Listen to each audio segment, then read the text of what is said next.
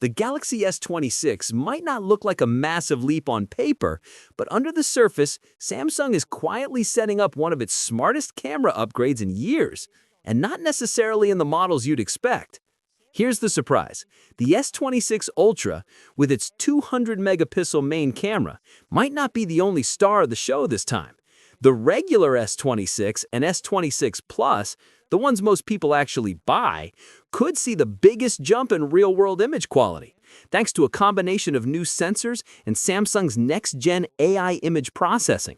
That means better low-light shots, more realistic colors, and faster image capture, even without a major spec bump. And that's really what makes the S26 series interesting.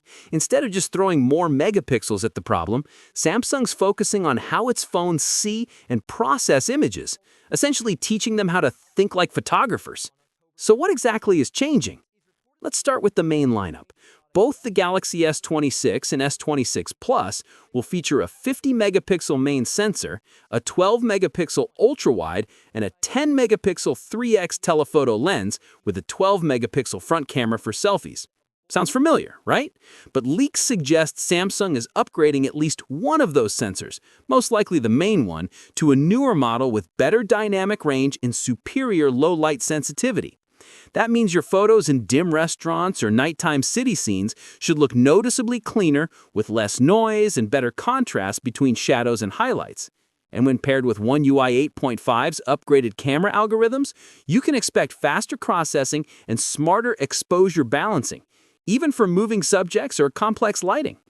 The selfie camera might technically stay at 12 megapixels across the board, but Samsung is reportedly enhancing facial HDR and edge detection through AI, so portraits and video calls should look more natural and less processed.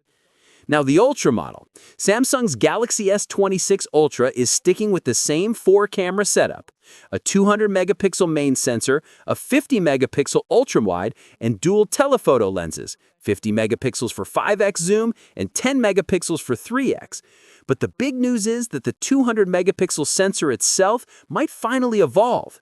Two major upgrades are rumored, either a larger 1.1-inch Sony sensor or a faster f1.4 lens. Either one of those would be a big deal. A larger sensor captures more light, which means sharper detail and richer color depth. A faster lens allows for smoother background blur and better performance in low light. Combine that with improved HDR algorithms, and you're looking at photos with stronger depth and more accurate highlights. The kind of subtle detail that makes shots look DSLR-like instead of smartphone good. There's even talk about the return of a variable aperture, something Samsung experimented with years ago, though the evidence is thin right now. If it happens, though, that could mean truly dynamic control over how much light enters the lens, a feature that would make the S26 Ultra stand out even more for serious photographers. But perhaps the most unexpected model this year is the Galaxy S26 Edge. Instead of trying to match the Ultra's camera count, Samsung's taking a more focused approach. Just two cameras, but both high quality. The Edge will reportedly feature the same 200MP main camera as the Ultra, paired with the new 50MP ultra-wide, a big jump from the previous 12MP version. That means wider, sharper shots with more detail, especially useful for landscapes and group photos.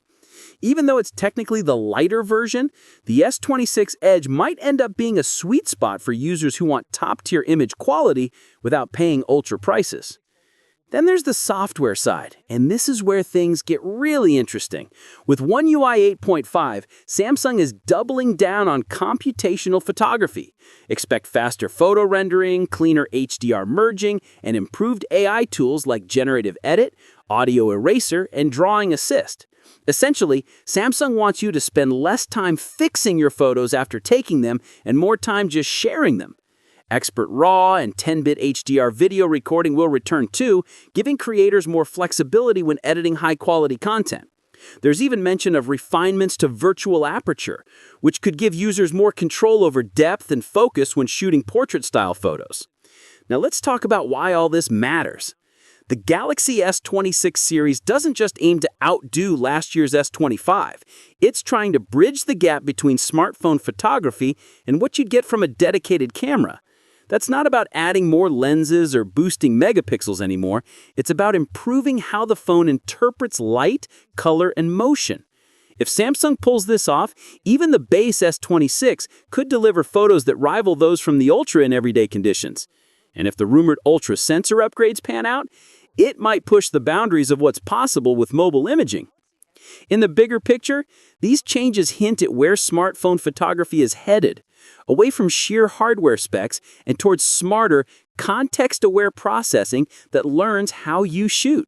AI won't just enhance images, it'll adapt to your habits, your style, and even your environment.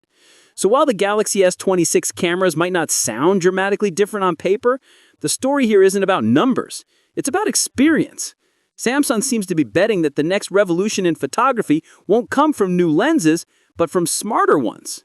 What's your thoughts on this? Let me know in the comments section. See you in the next video. Take care.